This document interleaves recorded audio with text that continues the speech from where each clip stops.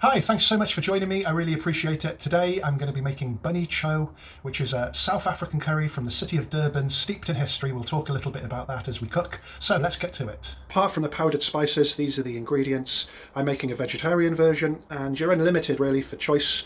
There's no like authentic stuffing for the bread. You can use absolutely anything: beef, mutton, prawns. Definitely need some potatoes though. We've got some nice African chilies. So we'll talk a little bit about the ingredients, which you'll see and their quantities in the description of the video. And we've got some beautiful sourdough bread, and I bet I know what you're thinking. How are we going to get all those ingredients into the bread? We're only going to use a little bit of it. So let's heat a suitably sized pan,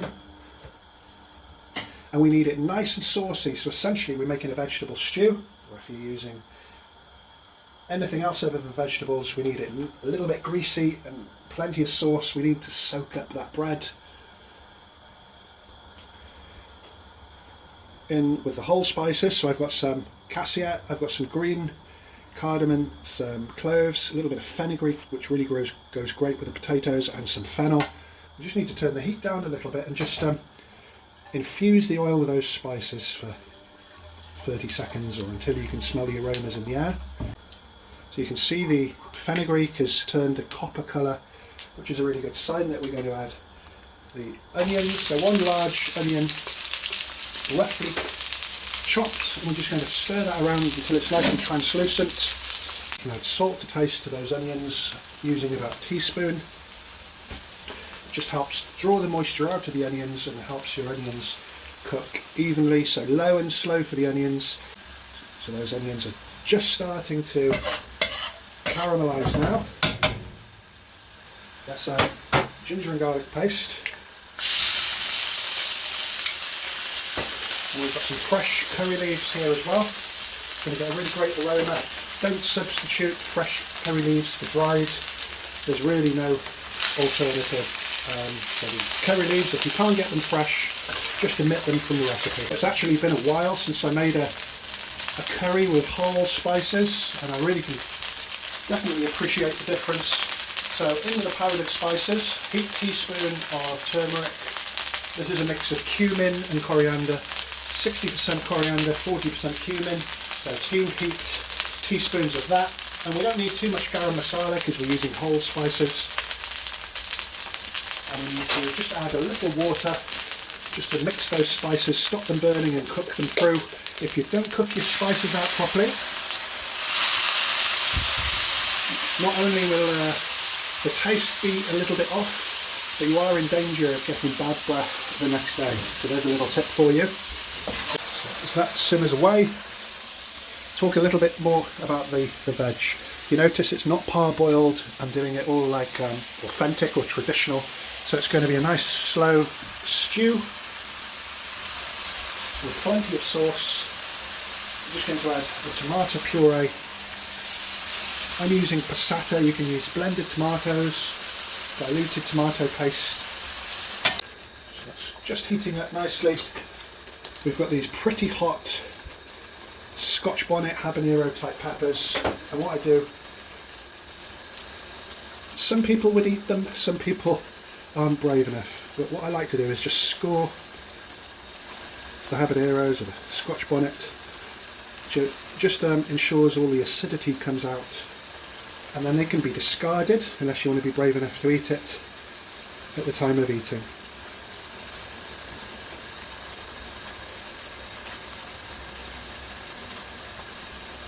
First of all, I'm going to add those potatoes. It's a really good season for potatoes at the moment. Some great potatoes in the shops.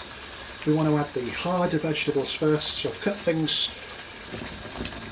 so they all cook together. The kala chana, this is brown chickpea. They're going in as well because they're quite firm. They're from a tin. They do benefit from being softened. Just going to add enough water just to almost cover the ingredients. Make sure nothing burns, and I'm happy for a lid to go on there for about 15 minutes now. Let's give a quick stir before we do that. And the aromas are really great. Can't wait to tuck into this later. So it's approaching 15 minutes now. Do give it a stir every couple of minutes. Just make sure nothing's catching at the bottom. and the starch should come off the potatoes slightly, thicken that sauce up, and if it dries out, simply just add a little bit of water. So they're starting to soften. If you use water to boil vegetables, usually 12 minutes is the golden time, but if you're using a sauce, it takes a little bit longer, and it's so great to be actually making, or softening, cooking vegetables from scratch in a sauce. You're going to get maximum flavour. I've got a bit of cabbage, celery. Like I said, there's no rules to bunny chow, there's no authentic recipes, but potatoes are a must. So you can use anything you've got hanging around in the house that you want to include, it's absolutely fine. So this is a great combination anyway. The celery is obviously going to give a great taste, and because it's a stew, it really goes well with that type of theme. So just bring everything back to the heat. I'm going to add some fresh chopped tomatoes. I'm just going to leave that on the top for a bit, and we're just going to simmer that down for another 5 minutes. Bunny choy got its name from 2 words. The first one, bunny, which came from the word Bania, which means Gujarati people, which were indentured labourers in the 19th century in South Africa, and Chow is Chinese for food. So you've got a good melting pot of cultures, but it is essentially an Indian dish that's loved by everybody in South Africa, even to this day. It's cheap to make, and that's precisely why you can put any vegetables you've got in it, and you'll see that we're going to shape our bread shortly, and the bread served as a container. You can smell those green peppers and the celery. I've got some diluted plain yoghurt. I've diluted it so it definitely won't curdle, and I've got some chopped coriander here that I'm going to put the majority on. You need to garnish the dish as well because you can't see what's inside, so it helps to make the top of the dish really presentable. We're just going to stir the yogurt in with the mixture and just let that simmer away. And as you get familiar with cooking, I'm sure many of you will know, you get familiar with the texture against the spoon. You can tell when things are cooked. And those vegetables are lovely and chunky, like a good stew. So we're going to give that about 5 to 7 minutes now, and we shall return. It dries out, like I said, add a little bit of water. So as that simmers down for the last couple of minutes, let's mould our little bunny choy container, which is the sourdough bread. You can use any types of loaf you want. This isn't traditional, but I just thought it would be a nice touch. Beautiful loaf here.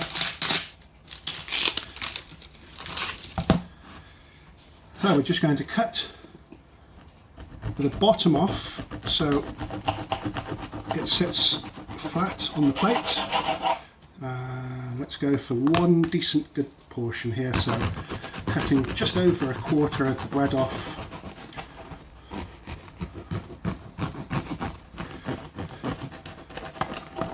You can use a whole loaf if you want, and we're just going to take the bread from inside, and we'll be filling this cavity that we're extracting with the curry.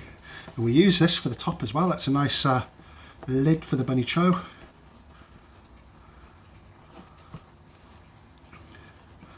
So that's just right. So that smells great. So let's just let that steam away now.